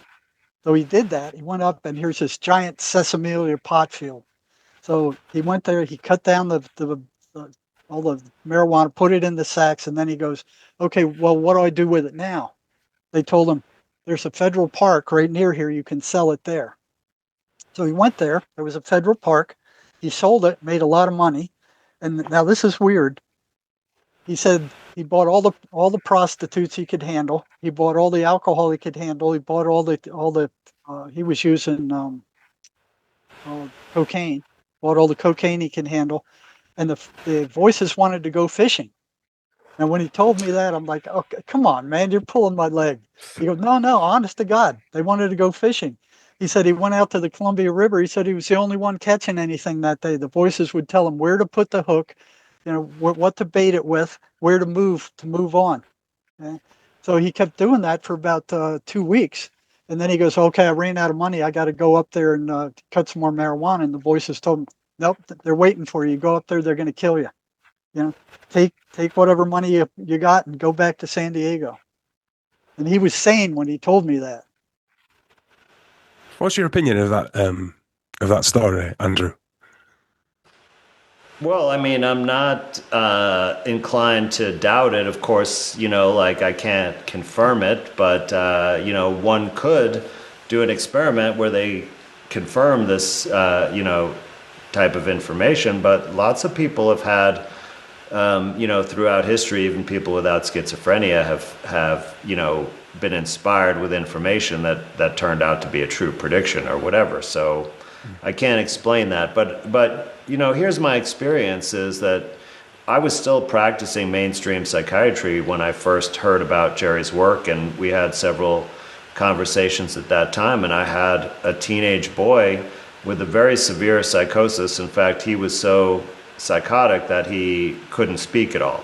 The only communication would be him shaking his head yes or no, and I think about 1 out of 3 things that I asked him, I'd get that response. And he was like this for months and months. I gave him trials of 3 different antipsychotic drugs because I felt that I had to do that or I'd be fired. But he didn't respond at all to any of those medications. And at that time, Jerry was talking about Psalm 23, like it was before he knew about Mace Energy Method, and had some success with this. And it was a shot in the dark for me at the time, but I called up his mother. I, asked if they went to church, if they were religious, if she was comfortable with, that kind of thing, and she was. And he comes in for an appointment, and I hand him a printout of the psalm, and I said, look, I think this will make you feel a lot better. And if you just say this, all day long to yourself. And I said, will you do that? And he shook his head yes, and his counselor was really supportive. I think his counselor was just desperate to try anything because it was really hard to work with this kid. He comes back a week later and he's talking to me. And it was amazing. Like I was surprised myself, but it was like a total turnaround. And then I switched him over to Sherry's program. I forget what it's called now. It's a live program.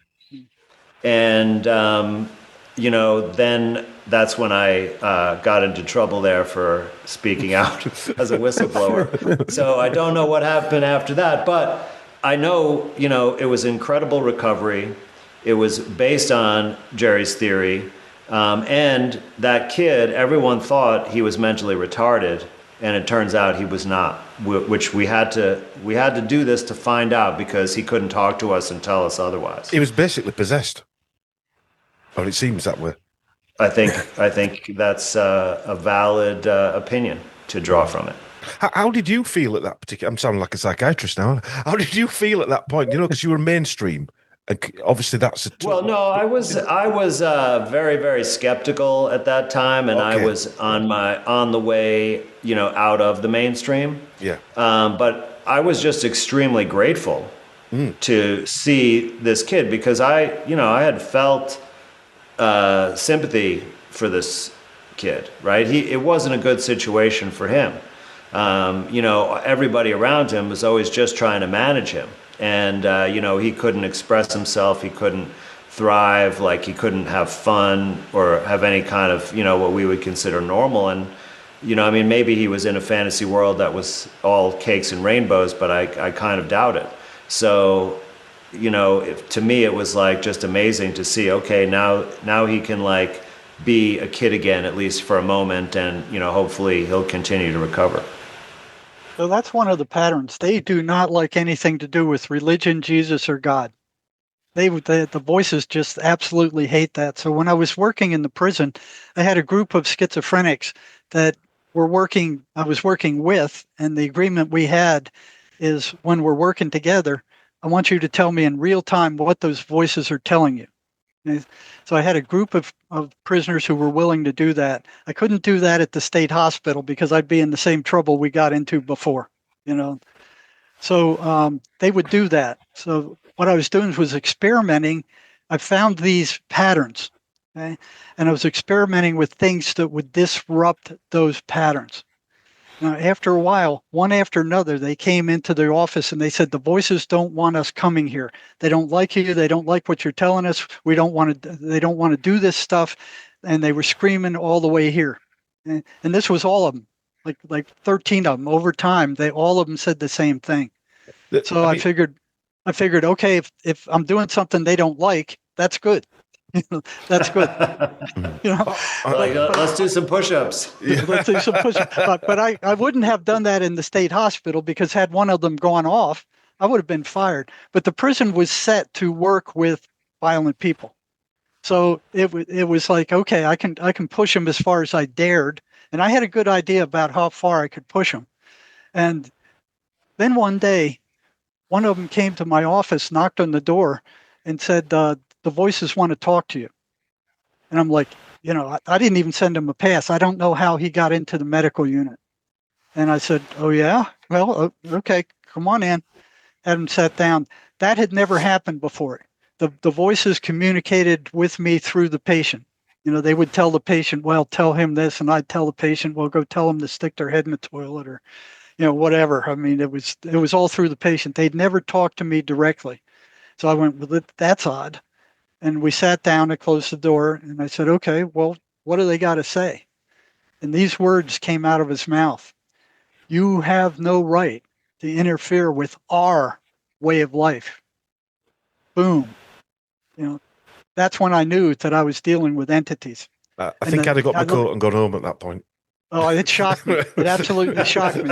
And I looked at the prisoner, and he said, I didn't say that. That was them. That wasn't my words. They didn't come from me. Did the actual person who was purveying the message, did his voice change or his mannerisms or anything? Did like his facial expressions? Not at that time, but there are times where they do. There is a slight change. Yeah. And there's a when they really get angry, their eyes change. They get black.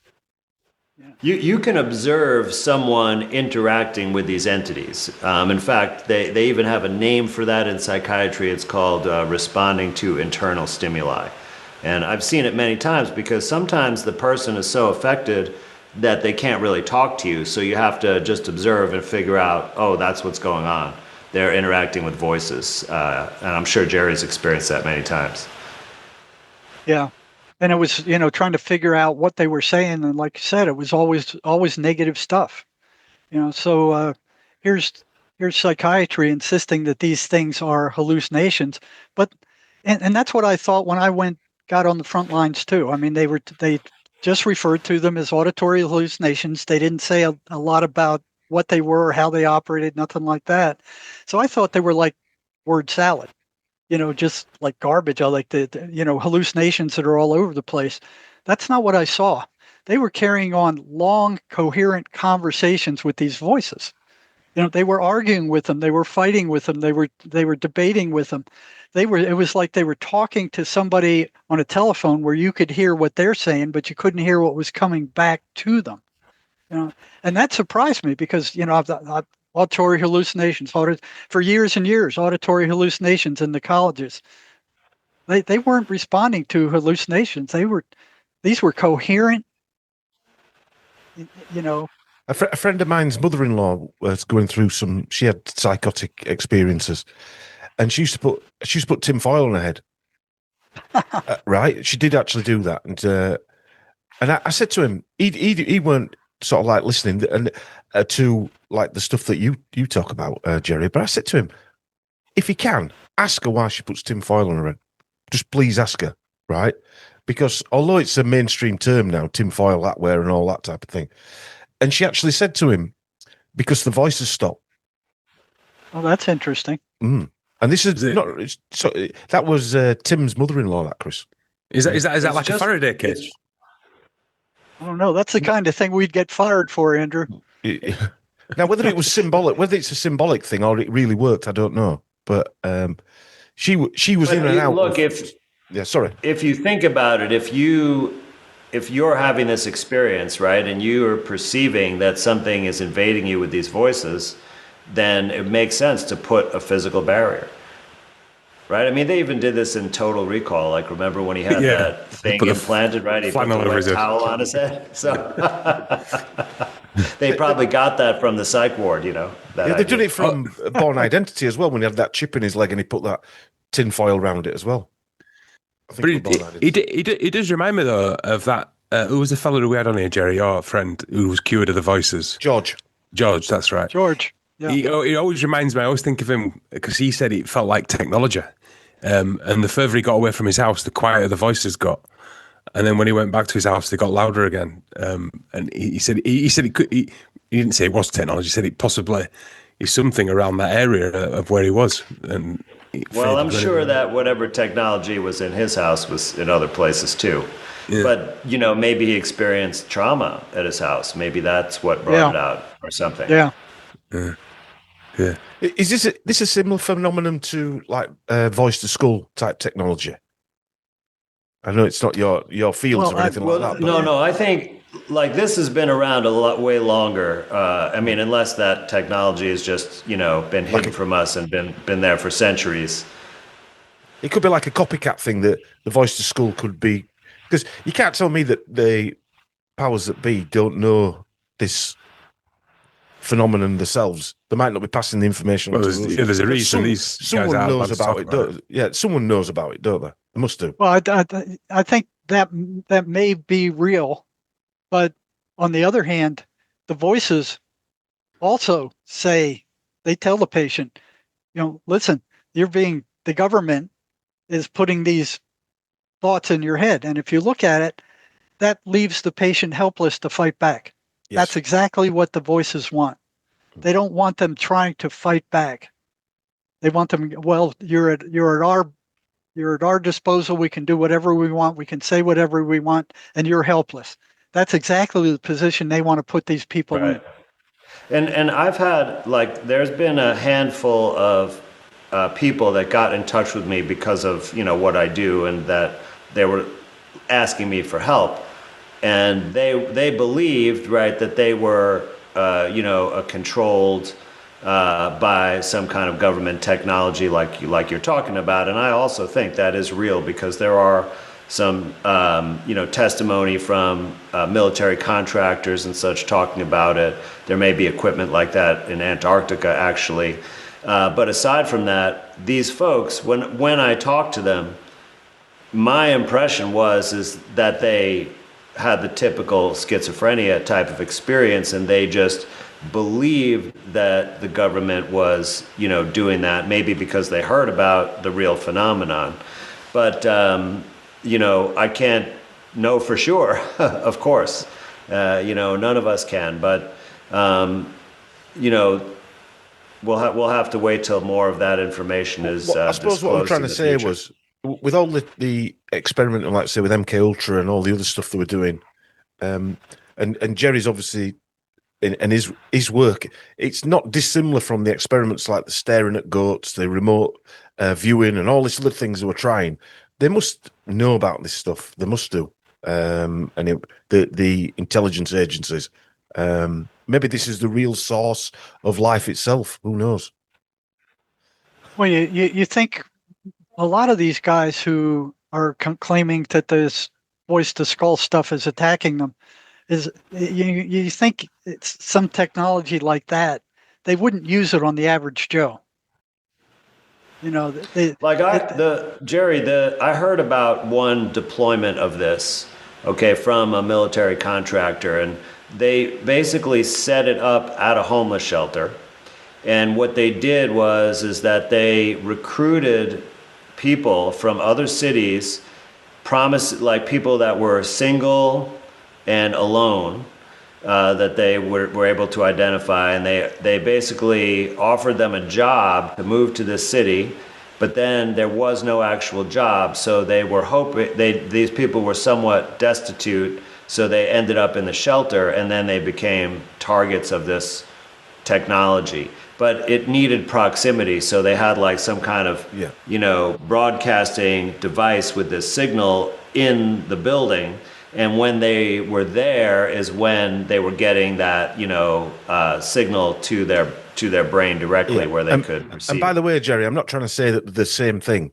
I'm trying to say that it might be something that they're trying to copy, the technology they're trying to copy, as opposed to it being the same. What worried me for a long time was, I put out the exact content of what schizophrenics hear, what the voices say, and what worried me was that if they got hold of that, they could mimic schizophrenia, so nobody could tell the difference. Yeah, that's true. And I had to kind of weigh it. It's like, how much damage would that do, as opposed to letting the world know what these things are actually telling these people. It would be a really good way to discredit someone, wouldn't it, Jerry? Yeah, it would. And if psychiatrists or psychologists knew what these things were saying, I mean, the schizophrenic would be able to relate to them right away instead of thinking of them as a enemy who's going to drug them silly. That's what happened to me. Once they found out that I knew what these voices were, they opened up and they would tell me more. And it was like incremental. It was year after year after year after year of finding out the details of what these things were telling them. And I'd start off lots of times with going, well, okay, I know this is what they say. I know this is what they do. And the more information I had about them, the more the person would realize, hey, he knows what these things are, and he would listen, and they would be willing to fight back against them. It would be a way of saying, listen, they're not you. This is what they say. This is what they say to everybody. Yeah, I tried to run some groups with schizophrenics once. It didn't work real well. It was a failure. They were too paranoid of one another. Also, I know the drug companies are huge, and I know they're obviously we'd call it corrupt, but in their world, it's not corrupt. It's about making money. However, higher up the food chain and the money side of it, there has to be another aspect of keeping these people quiet. So maybe that's why they're sort of shoveling them into these psychiatric wards and drugging them out, because they don't want this information out there, because possibly. Well, I think what Andrew said, they just want to keep them under control. Mm-hmm. When these phenothiazines were first discovered in a German dye lab, they were dyeing clothes and stuff. It was picked up by the French pharmaceutical agency. They wanted to test it on psychiatric patients in Europe, and the Freudians wouldn't allow it. So they brought it over to the United States, and they started with one state hospital, and it worked wonderful. All these guys were sedated. They were happy as clams. They didn't have to fight them because, I got in the 70s. I was coming in just right after all they had were straitjackets, back in the 50s and early 60s. And they would have to battle these guys into the straitjackets. And people were getting hurt. Patients were getting hurt. The attendants were getting hurt. When they got these psychiatric drugs, psychiatry just latched onto them. There was a war between neurology and psychology, or psychiatry, and psychiatry was losing. When they got hold of these drugs, it was like, boy, they took off. They could now sedate entire populations. They didn't have to have as many attendants. They didn't have to have as many staff. People weren't getting hurt. They just drugged everybody up. It was wonderful. Yeah. Imagine on like the story Andrew told, and from the passage out of the Bible that you requested. Imagine if that just became common knowledge, because that changes everything, doesn't it? Because that means there is something else. There is a bigger question to be asked than any of it. If everyone knew that as common knowledge, if that were on tonight's news, can you imagine the effects it'd have on the populace? They'd be a step closer to reality. The way they're going now, they're not curing anybody. You ask psychiatrists, how many people have you cured? 0. They're just treating symptoms. Matter of fact, you look at the report card here. In the United States, the CDC reports 132 people in the United States are killing themselves every day. Where do those thoughts come from? Did they generate them? Are they self-destructive? Where did that come from? Suicide is the 11th leading cause of death in the United States. In 2021, 48,000 Americans killed themselves, and the rate increasing every year. Now it's close to 50,000. We told a story about this in 2020, Jerry. Our father passed away, totally unrelated, but there's a bridge near my house. I live right on the moorland, the Pennines, it's called.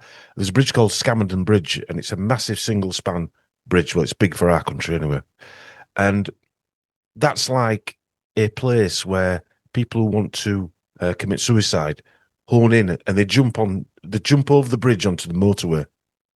Yeah, freeway where you guys are from.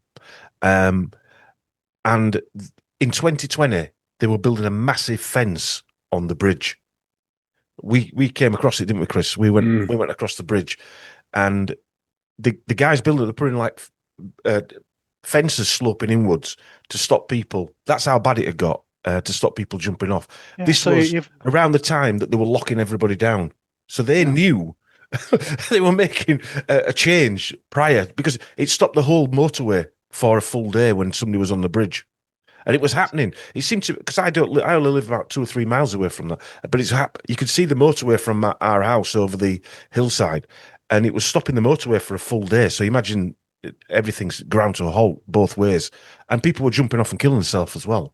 So you look at, people are born with the mandate to survive. It's programmed into them.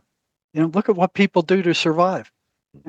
And then you look at 50,000 people a year in the U.S. killing themselves. Where do those thoughts come from? That's the Vietnam War. 50,000 people a year. Yes, that's the Vietnam War. Every year, year after year after year after year. The situation isn't getting any better. It's getting worse every year. The number of psychotic people and mentally ill people are increasing. But yet they won't look at, where do those thoughts come from? They fly in the face of the prime directive of the human being to survive. Well, if you had a depopulation plan, that 50,000 figure there would be part of that plan somewhere. I'm sure. I don't think it's a big enough number to really make a dent in that plan, although, it definitely does follow logically. There's some really interesting things about suicide, because we can see that it could be influenced culturally, like if we look at Japan, for example, where it's, it has traditionally been seen as a respectable way to, save face from a major blunder or failure. And then with the experiment, or what you talked about with the fence, I mean, that's been done, and it's actually very effective. So like in San Francisco, you probably heard of the Golden Gate Bridge. It's very famous. So that was a place where, a number of people every year jumped off to their death. And they just put, similarly, a fence to make it really, really difficult to jump off, and also a little placard with a, suicide hotline phone number. That has as well. But what happened is that for the whole city of San Francisco, like let's say there were 50 deaths a year from jumping off the bridge, after they did that, there were 50 less suicides in the city. So it wasn't like those people went there to jump off, saw that they couldn't, and then went somewhere else to kill themselves. It's like, because that one act was interrupted, they then no longer carried out a suicide. And it's very, very interesting. And the reason, I think, or the factor that allows that to happen, is that suicide typically is a very impulsive decision. That it happens in, now maybe they're thinking about it, so they went to the bridge, but they're sort of didn't really decide what they're going to do, and then have a moment where they're vulnerable and do it, and then, you can't take that back. So just delaying it, often that moment is passed, and then they may not ever have that moment again, or they may have, maybe it's because they got that close that they said, like Jerry pointed out, this is too far outside of my instincts of what they tell me to do to survive, so I'm going to figure out another way. I've seen the same thing on the units that I worked on. They put them on suicide watch and let them sit there for a while until they kind of reconstitute a little bit, and then let them out. But let's finish on some good points. There is hope, isn't there? There is hope. Yeah. Look, for the first time ever that I've known, like, there's a clear path to recover from schizophrenia, right? Because of Jerry's work and Sherry's work and John Mace's work. So that's incredible. Sherry's a force of nature.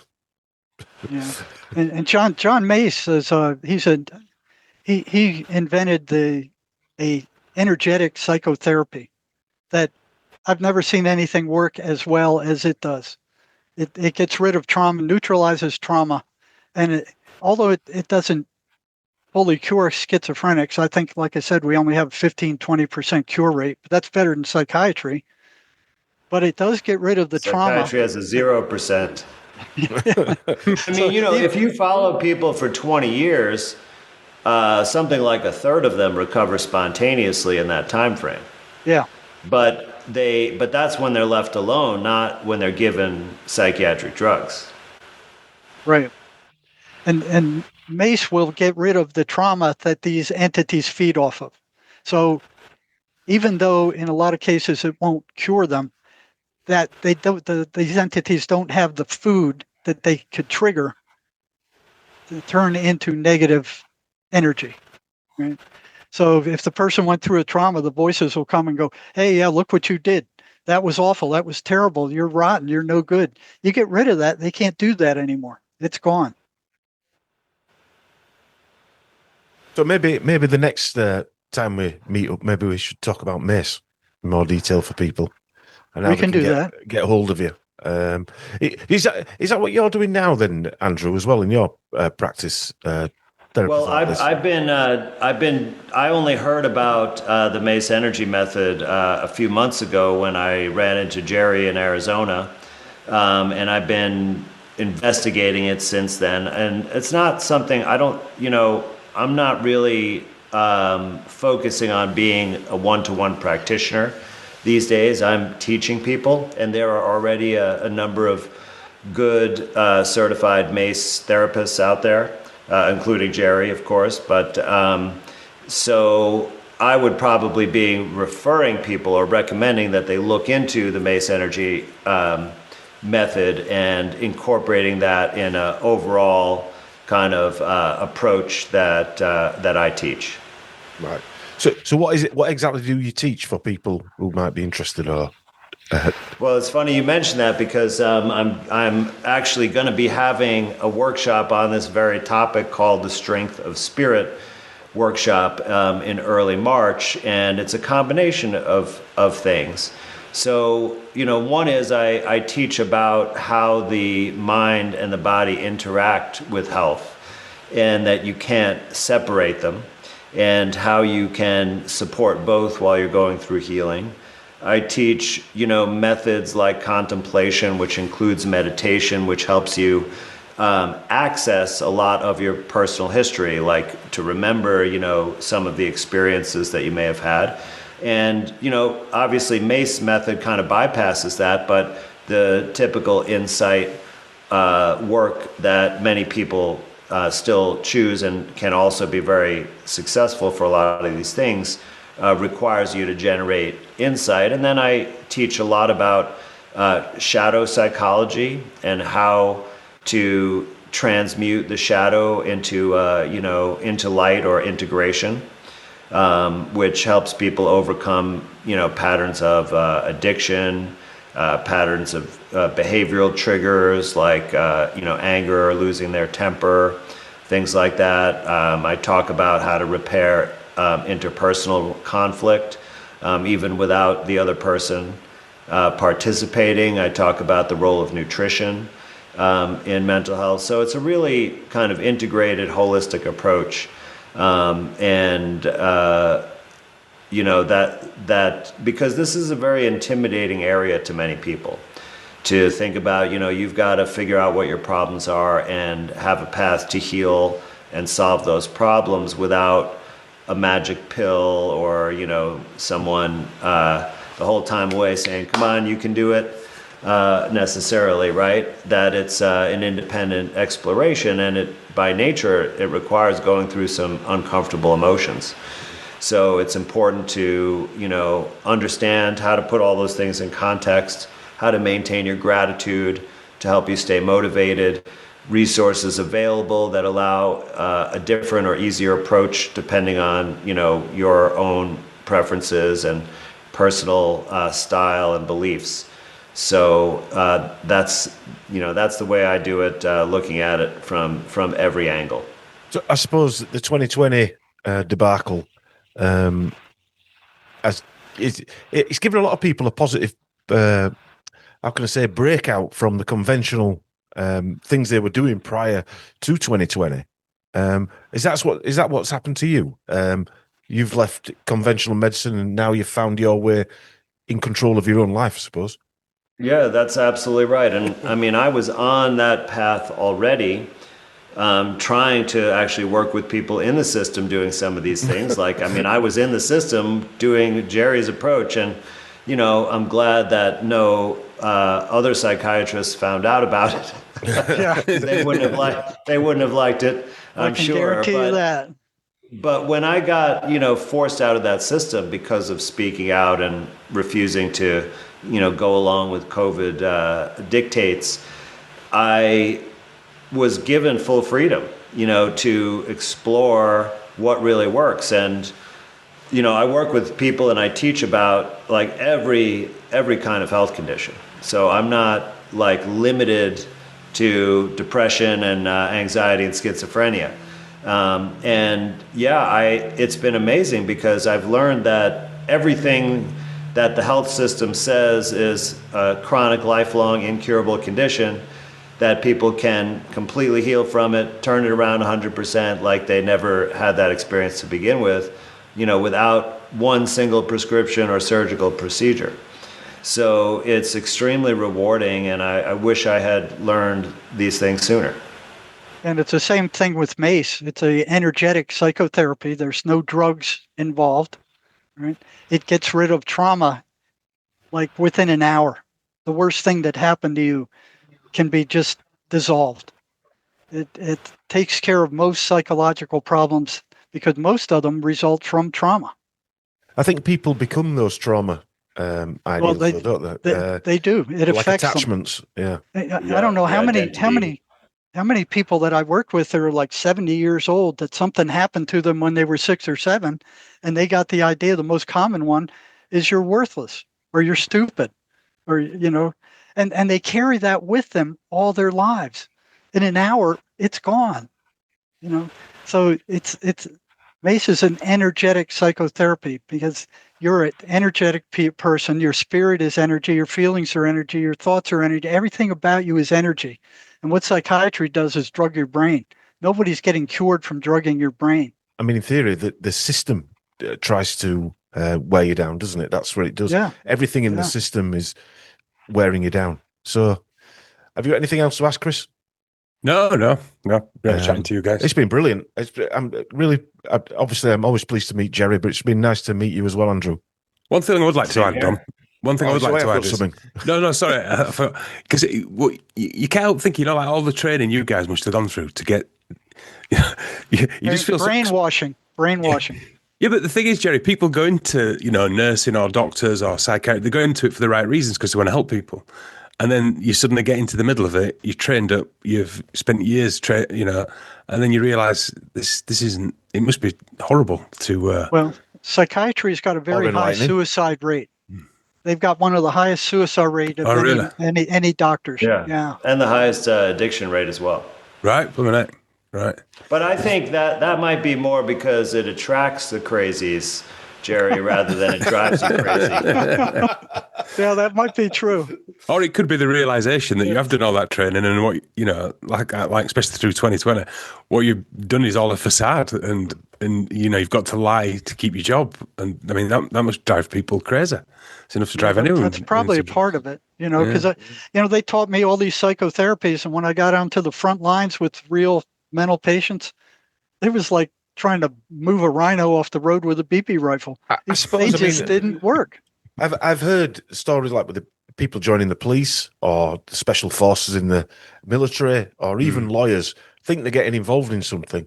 I won't include politicians, but maybe lawyers think they're getting involved in something to do good.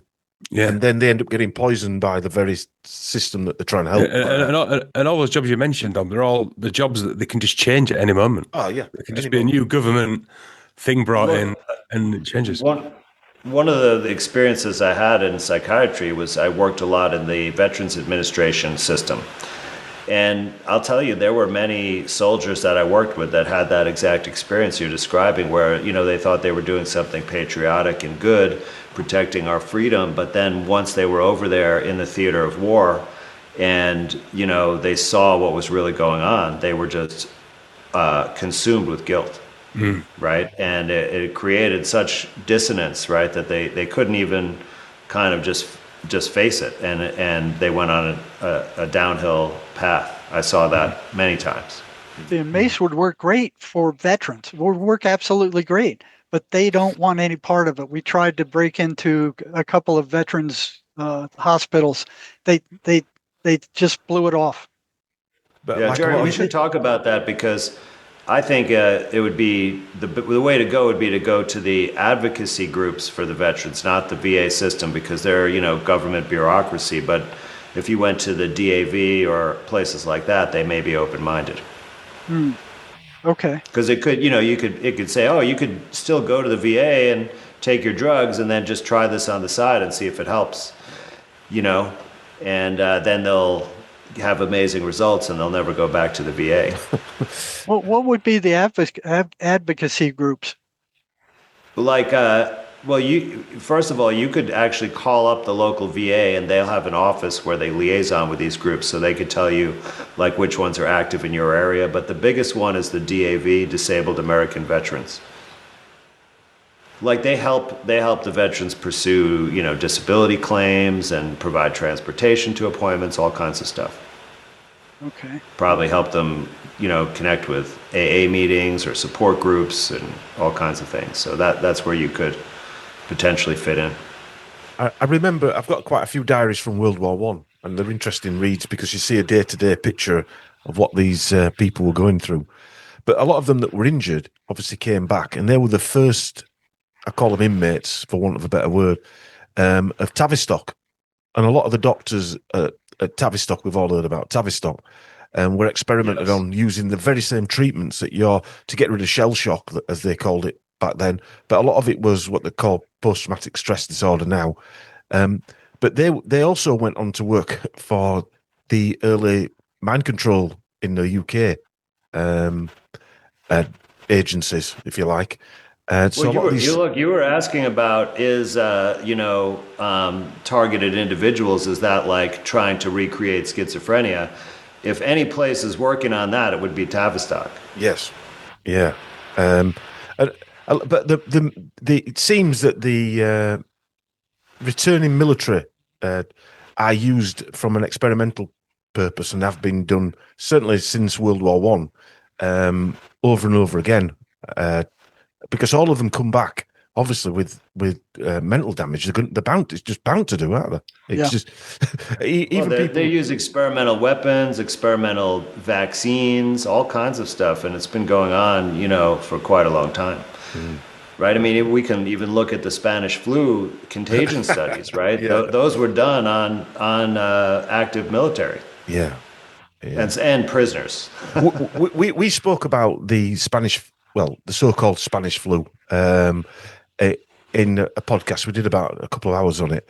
And one of the things that I used to ask going back 10 years for people, when Spanish flu really became a popular subject around about 2009 with the swine flu nonsense as well. And I used to ask people, did they teach you Spanish flu at school? That was my question, wasn't it, Chris? I used to ask them. And nobody could say yes. And I said, so if hundreds of thousands or millions of people died from it, why didn't the teachers it at school? Surely that would be one of the things. Because it didn't happen the way they're telling us it happened. That's why they didn't teach us. That's my view. That is quite interesting because, we definitely learned about other mass casualty events. They taught us about the bubonic plague, right? Yeah. But you're right. I don't recall specifically learning about it. No. But, that could be because history was the only subject I liked, and they never talked to me. And World War II and World War I was two of the subjects. They never talked about that. We started asking everyone about Spanish flu. No one did learn about it at school. Yeah. And also, like Dom says, there's no statues, there's no artwork. Between 50 to 100 million people died.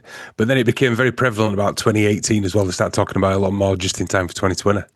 And I looked on Amazon, for instance, and there was barely no book. The books about the Spanish flu basically started in 2009. There was none really previous to that discussing Spanish flu. Wow. Yeah. And that is the interesting, which backs up when you talk about germ theory versus terrain theory, that really backs that up, because the history books, if you think about it, over here we have holidays like where people wear a poppy on November the 11th. But if more people died during the Spanish flu, surely there'd be some other. They love emblems, don't they, or something to make you feel bad No, about. it totally makes sense. And I never really thought to look at it from that perspective because I only looked for like medical papers from that time and scientific publications. And I don't know, like I didn't pay attention to what they said about the overall situation. I was more looking at what the experiments they were doing. So it is really fascinating. You'd think there would be a lot more about it. I wonder what we'll see in 50 years about, the COVID situation. What would be the historical record? I've been curious about that for a while. Yeah, we have. They'll try to bury it. Well, yeah. Well, one of the other things as well is normally in like our village, there's a monument, normally a obelisk or something like that. For World War I, like a memorial to all the people who died. Yeah.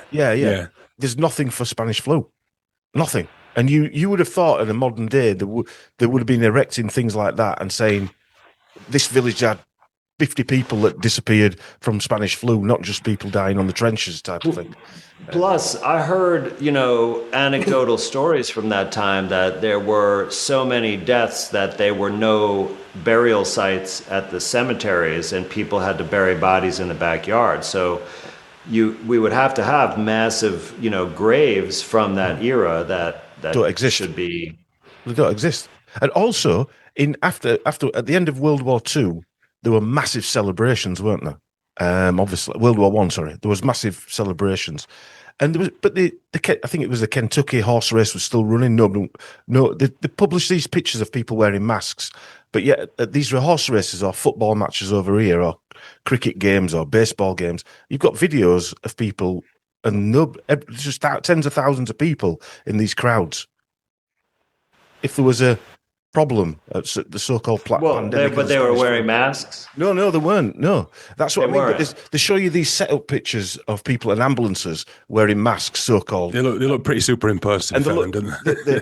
In comparison to the pictures, they're super white. Yeah.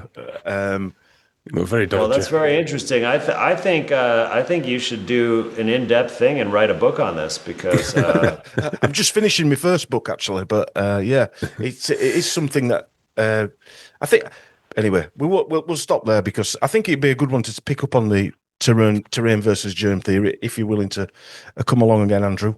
I'm always game.